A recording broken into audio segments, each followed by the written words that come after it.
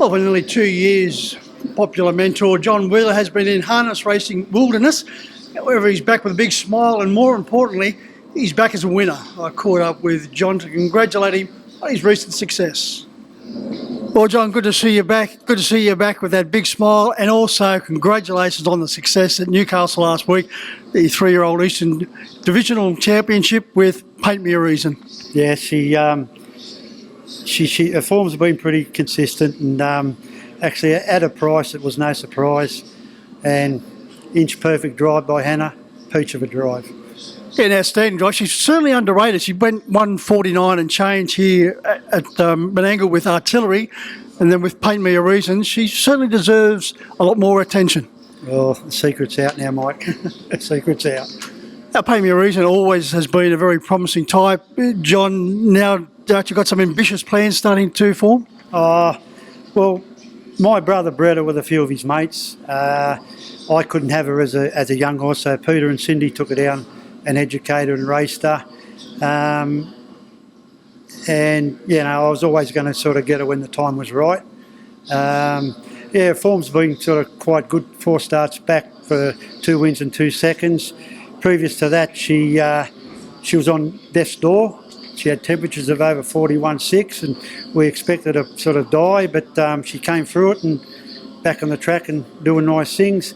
Probably head to Bathurst on the Boxing Day. There's a nice fillies race up there, so everything being right, we'll go to Bathurst on Boxing Day.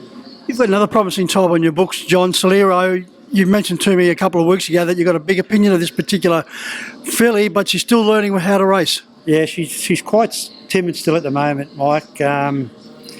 She first started up here. She probably should have went close to winning. She got a bad check at a crucial time. Since then, she's won at Penrith in quite good style, so we'll probably head to Bathurst with her as well on Boxing Day.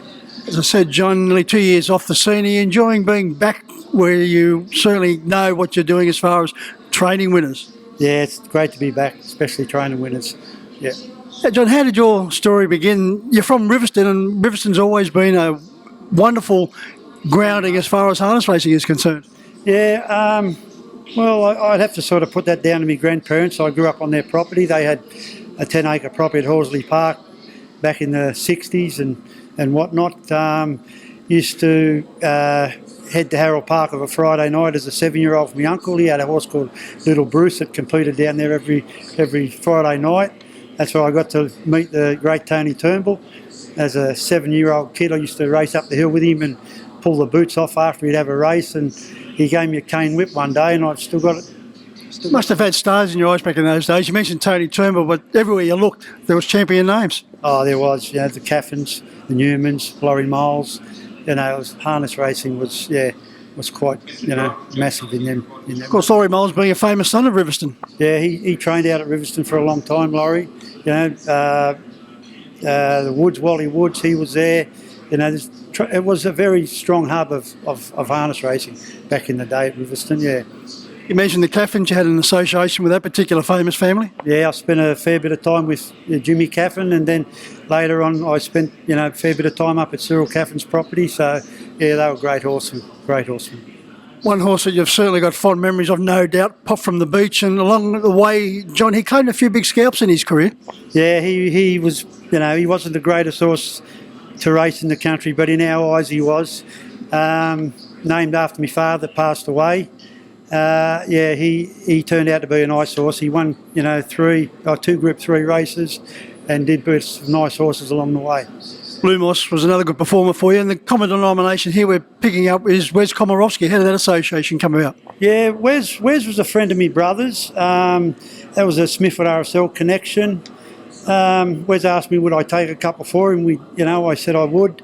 Lumos was racing in Queensland. He asked me to give him a go, and he came down. We didn't expect too much of him, Mike, but he just got better and better. And we'd probably never really seen the best of him. He was, high maintenance type horse to look after, and he won about 3 here on a Tuesday, but he probably won about half a dozen on a Saturday night here. And Luke McCarthy drove him one night, and he led, and he went a tick worse than 50, and Luke commented, he said, we've got a serious horse on our hands here, but like I said, he never really reached his full potential with his injuries. John, you've always been highly rated as a trainer, but you decided to take a backseat as far as the driving was concerned. Why was that? Well, Mike, I only had a couple of horses, and sort of when I was going around, I just couldn't compete against them fellas that were going around, 20 odd times a week and whatnot. So I just thought, well, my best option is to take a step back and concentrate on the training, less stress on me, and it seemed to be, the formula, the winning formula. The family you've enjoyed a lot of success with in harness racing is the Leary family, and there's an interesting connection there. Yeah, I met the Learys through a good trainer, friend of mine, Paul Lasnik. I was breaking in horses, and I started to break in horses for the Learys, so that's how that connection, and it's still there today. That was quite a few years ago with the association with Paul, and what a trainer he was, John. Yeah, I met Paul Lasnik in 1982 when he was working with John Ibsen, Brian Forrester connection, and I met Paul out there, and we were mates sort of ever since, and since the day he passed away. I remember him calling me at 5:30 in the morning. He was in hospital, and I was, I'm not sure what the call was about, and he died a couple of hours later. So I think that might have been a see you later, mate type of thing. And Paul was one of those trainers, John, that knew how to get a quid. When he got one ready, very rarely would they miss. He was a very good trainer, Paul. He won a lot of races with a lot of ordinary horses. I always made the comment, if the horse had 6 wins in it, he got 6 wins out of it. It had 5.5 wins out of it, he'd get 5.5. He was a great conditioner, Paul. As I said, John, it's great to see you back. Great to see you smiling once again.